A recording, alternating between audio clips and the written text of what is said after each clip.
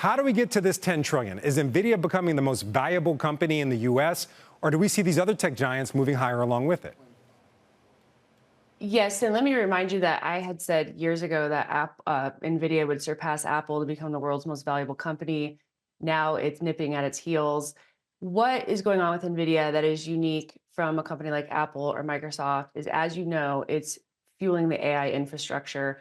This is really important to understand because Hopper architecture drove us to about 90 billion data center revenue. Nvidia is quickly releasing the next architecture. It's called Blackwell. It will be out before the end of this year.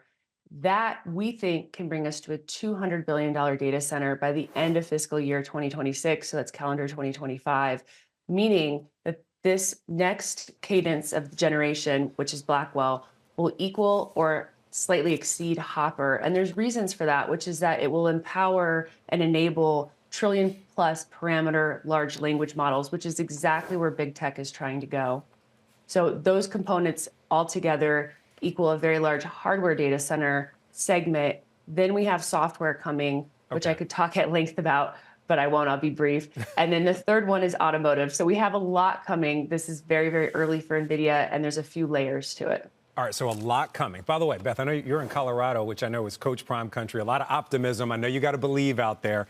But your price target's kind of pending on a lot of assumptions, if you will. So one of the assumptions is that the estimates for data centers are too low, and also that the market for the TAM, I should say, for chips is also too low. You cite Lisa Su and other chip CEOs saying that basically the market's even bigger than we all think. Isn't this just a little bit bubblish? I mean, just this idea that no matter what the estimates are, there's even more room to go?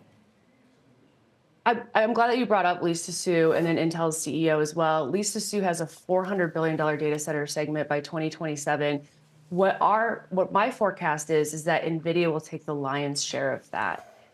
Intel has a $1 trillion TAM by 2030.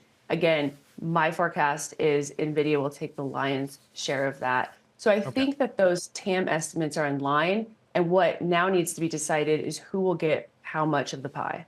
So you're also saying that their moat is sustainable, even as we see, you know, a real build out of chip production here in the United States. And of course, other companies are trying to catch up, not to mention the number one customers, I should say, are making their own chips and actually becoming competitors. So how much longer do you see this moat lasting for another 5 years, or does this moat continue to last because you feel like Nvidia is continuing to ramp up?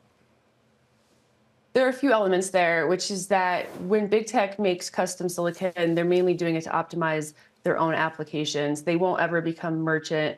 They won't ever compete on merchant silicon. So what that means is they're not going to commercialize and sell chips the way that Nvidia does. So Nvidia has an open runway there. Secondly, the CUDA software platform is what developers learn on. So similar to iOS is really what locked people into the iPhone, because developers were developing applications for the iPhone. The same thing is happening with Nvidia, which is that the CUDA platform is what software engineers, AI engineers are learning in order to program GPUs. So that helps lock them in. And that combination, right now, I'm calling it an impenetrable moat. So this is not a moat that I see being something that would crumble or erode. Although I do think that, you know, let's fast forward 2030. Wait. Nvidia, let me just stop. Impenetrable moat, $10 trillion market cap. Billion's nothing. $10 trillion market cap.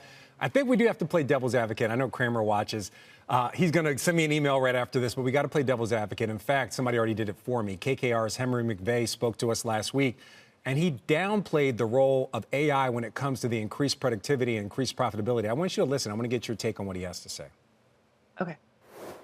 Right now, we're seeing a surge in productivity. It's not AI driven. It's driven by the capex that we saw during COVID, and that's led to more corporate profitability efficiency. All right, your take. It's not necessarily AI, which is seeming to be the consensus. I think a lot of us thought AI was really helping this earnings season. He says it's capex, actually from a couple years ago during the pandemic. Agree or disagree? Disagree. Strong disagree. Capex has been going up phenomenally. Just happened again. Q1 reports came in for full year guide. But ultimately, what we're having two different discussions, and that's where people are getting confused, is that corporate productivity is one thing. Big tech is an entirely different thing. Meta can optimize social media and ads without having to go out and market productivity to customers. Google, obviously, we're going to see that with the search engine. Apple has a wide runway on what they can optimize. Tesla is another one. Lots of R&D going on at that company. They don't need to go out and sell productivity like an enterprise company or an SMB. So those are two very different discussions. Big tech is already seeing the benefits.